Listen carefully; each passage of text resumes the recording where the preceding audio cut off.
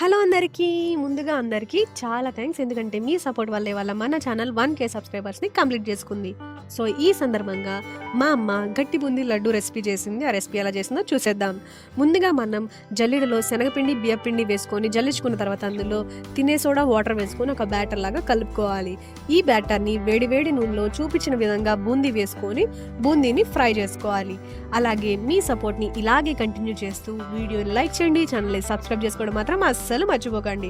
Boondi fry అయినాక ఒక ప్లేట్లోకి తీసుకొని వేరే బాండీలో కొద్దిగా బెల్లం, వాటర్ అండ్ 2 ఇలాచీని స్మాష్ చేసి వేసుకొని బెల్లం కరిగి పాకం గట్టిగా వచ్చేలాగా మనం దీన్ని కలుపుకోవాలి. ఇక్కడ చూపించిన విధంగా మనం వాటర్లో వేస్తే పాకం అనేది ఒక బాల్ షేప్ ఫామ్ అవ్వాలి.